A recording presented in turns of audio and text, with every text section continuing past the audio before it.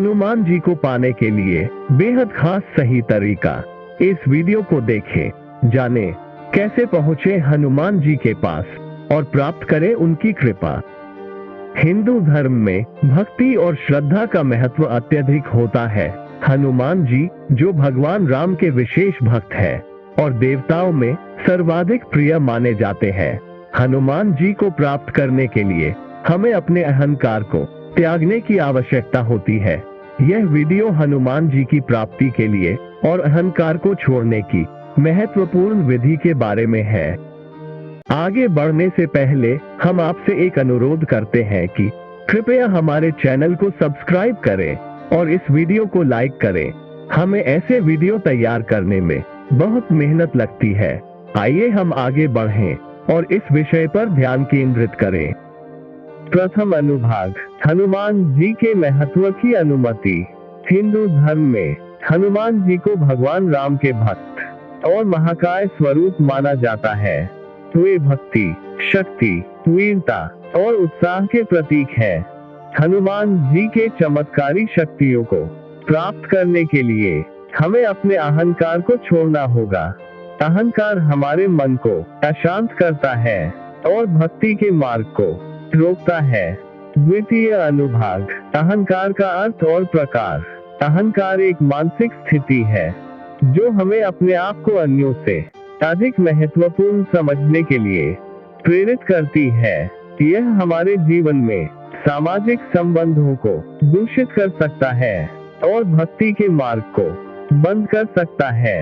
अहंकार के विभिन्न प्रकार हो सकते हैं, जैसे कि व्यक्तिगत अहंकार, सामाजिक अहंकार और मानसिक अहंकार। इन सभी प्रकार के अहंकार से मुक्त होकर हम हनुमान जी के सानिध्य को प्राप्त कर सकते हैं।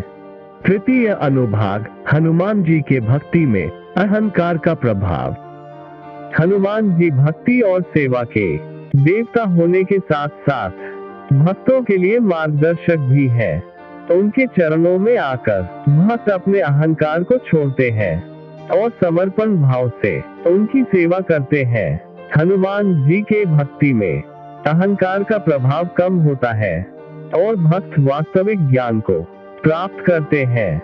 चतुर्थ अनुभाग, हनुमान जी को प्राप्त करने के लिए अहंकार का त्याग।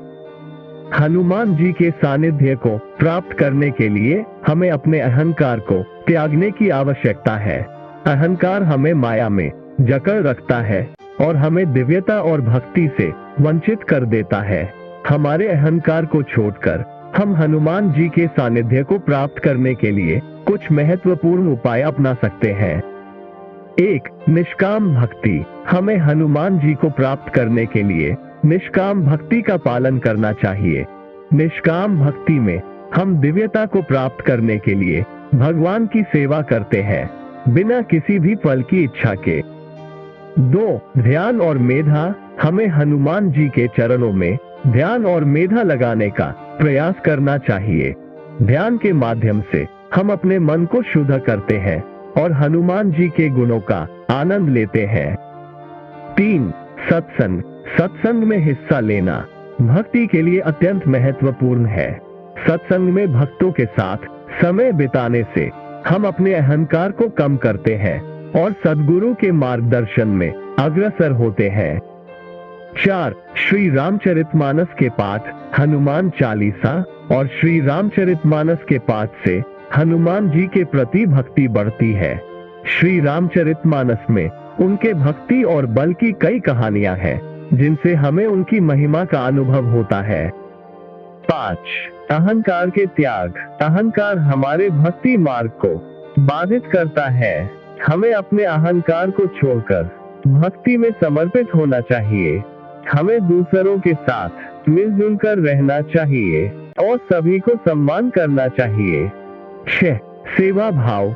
हनुमान जी के सानिध्य को प्राप्त करने के लिए हमें सेवा भाव से उनकी पूजा और सेवा करनी चाहिए।